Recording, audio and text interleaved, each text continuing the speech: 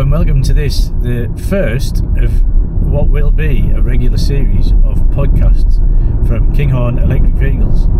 This podcast discusses EV motorsport in the UK. And now, let's hand over to your hosts, Ben and Jerry. Okay, so electric motorsport in the UK. I think, most people probably jump straight to Formula E, right?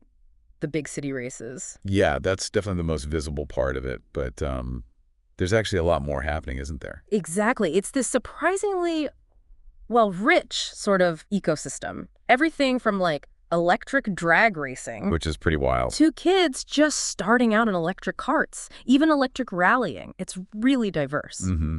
So for this deep dive, we really wanted to dig into the positive side of things. What's really driving electric motorsport forward, specifically here in the UK. We've looked at a bunch of sources covering different angles. And what really jumps out is just how varied it all is. It's not just international series dictating things.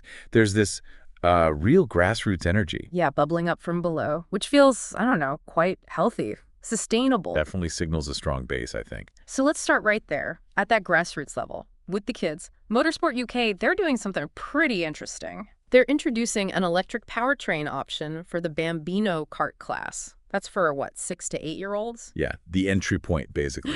It's called Electric Bambino starting in 2024.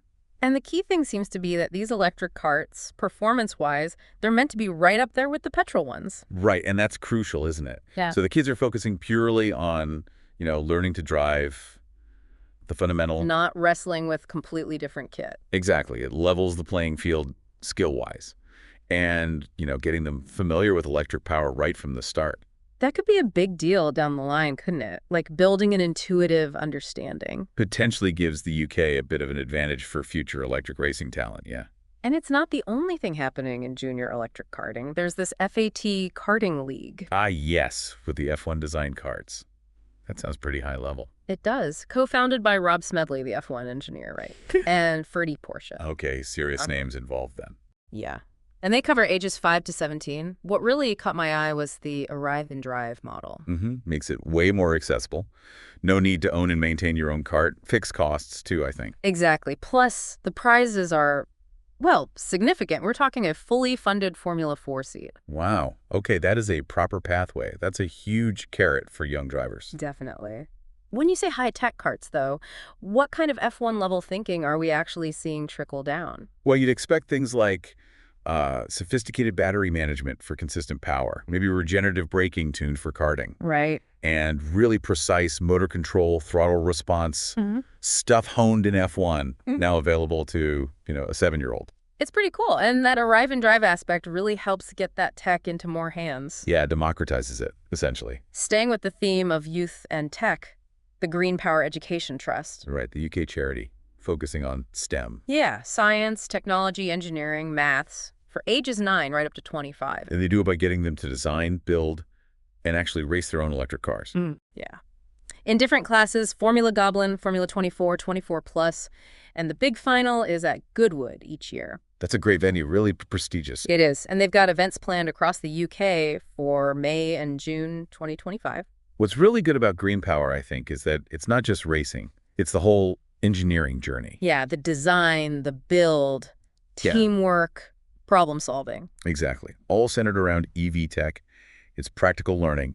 And again, having that Goodwood final gives it real kudos. Okay, so shifting up a gear now, looking at dedicated electric series for, let's say, more experienced racers.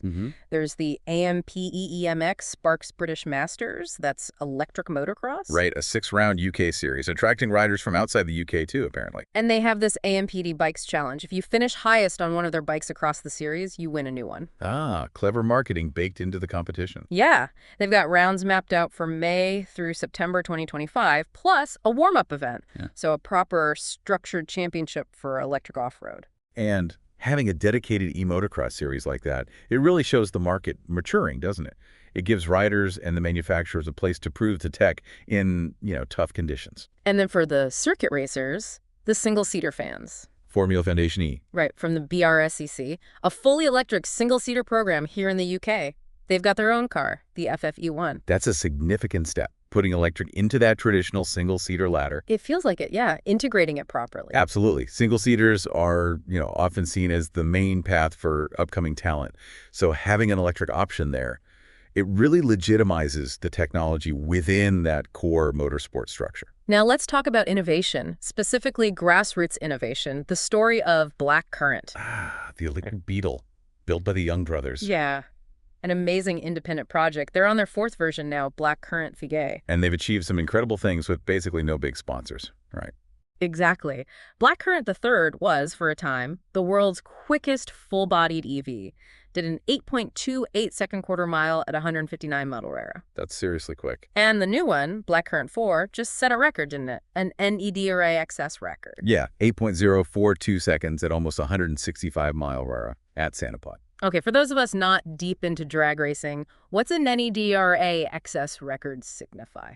NEDRA is the National Electric Drag Racing Association. XS usually means extreme street, so electric vehicles that are, street legal or at least street appearing with certain rules on mods. Right, so doing that as an independent team. It's phenomenal. Really shows what's possible with clever engineering and dedication, even outside the big factory efforts. It kind of highlights how grassroots innovation can really push EV performance. Hi, sorry to interrupt the podcast, I'll be as quick as I can. Just wanted to remind you that kinghornev.com is the place to go to find out all about what our company does. We do service, sales, repairs to modern EVs, and we convert classic cars to electric as well. So get to the website and find out more. Back to your host. It's inspiring stuff, but it's not just about these dedicated electric series or standout projects. EVs are filtering into mainstream UK motorsport too. Yeah, and Motorsport UK has played a big part there. They've issued full technical and safety regulations for electrified vehicles. Which is huge because it means standard off-the-showroom EVs can now compete in things like sprints, hill climbs, auto tests, auto solos. Without needing modifications. Exactly. That lowers the barrier massively. Yeah. And importantly, they're also investing in training officials on how to handle EVs safely. That's absolutely critical. You need the infrastructure and the knowledge base to support it. Yeah. By setting out clear rules and training people, they're making it much easier for EV owners to get involved in club-level motorsport. It normalizes it. Precisely. Makes it a more accessible entry point for enthusiasts. And to really showcase this integration, Motorsport UK has this electric weekend planned for July 2025. Yeah, combining a few things, right? Yeah, it features Eco Rally Scotland. That's a regularity rally for EVs and hybrids, part of the FIA Eco Rally Cup. Okay, so international recognition there. And it also ties in with the Formula E races in London that weekend. So showcasing the spectrum from efficiency-focused rallying to, peak electric racing. Mm-hmm. And they also had the British streetcar Eco Rally, which sounds like a pathway into events like Eco Rally Scotland for regular EV and hybrid drivers. Lowering the bar again, providing stepping stones. We've already seen some success too, haven't we? Like a Vauxhall Corsa E-Rally winning an all-electric class at Raleigh Ceredigion back in 2022. The first time in the UK at a multi-stage rally, I believe. And even local clubs like Seven Oaks and District Motor Club running all-electric auto solo events. It really shows EVs are becoming, well, just another part of the motorsport furniture across different disciplines, not just a novelty. So beyond the track, there's also crucial work happening in education and research, right? Definitely. Oxford Brookes University is a key player here. They've got the Center for Batteries, Electric Vehicles, and Electronics. Focusing on R&D, energy storage, future transport. And they have a dedicated electrification lab, state-of-the-art stuff, specifically for automotive and motorsport uses. Having that kind of academic firepower focused on this is pretty important for the UK, isn't it? Oh, absolutely. The research coming out of places like that feeds directly into improving battery tech, powertrain efficiency, ultimately performance on track. And for students wanting to get into this field. Oxford Brookes also offers an MSc, a master's degree, specifically in electric motorsport. Aimed at electrical engineering grads, I saw. Yeah. And crucially, it includes hands-on work with their Formula Student electric race car team. Right, the OBR team. Their autonomous team, too. So real practical experience. They're even opening brand new facilities for it in the 2024-25 academic year. That's a serious commitment. It's building that future workforce. Exactly. Developing the specialized skills needed for this growing industry. And finally, sort of tying a lot of this together is the focus on sustainability. It seems to be a core theme now. Motorsport UK explicitly mentions it as a key investment pillar developing that framework for electrified vehicles. And you see it in events like the Eco Rally Scotland, where the focus is on efficient driving, smart energy use. Yeah, it's not just about raw speed, and it's part of a broader trend, isn't it? Exploring carbon-neutral solutions. Right. We're seeing hybrid tech, full battery electric, but also sustainable fuels being explored. Even the F4 British Championship using biofuel now, So it's a multi-pronged approach to making motorsport greener. which is vital for the sport's future, socially and environmentally. Embracing electric is a big part, but looking at the whole picture is encouraging. So when you pull it all together, it really does feel like electric motorsport in the UK is, well, buzzing. It's much more than just Formula E. Definitely. You've got growing participation right from karting upwards. You've got dedicated series finding their feet, EVs integrating into traditional events. Real innovation happening, like the Blackcurrant project, and that strong educational base being built.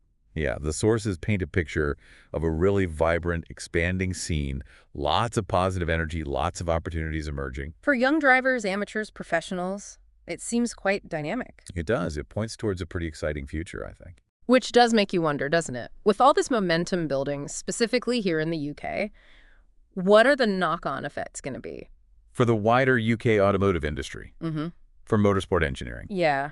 What new innovations, what bigger opportunities might spin out of this as the electric side keeps growing? It's definitely something to think about.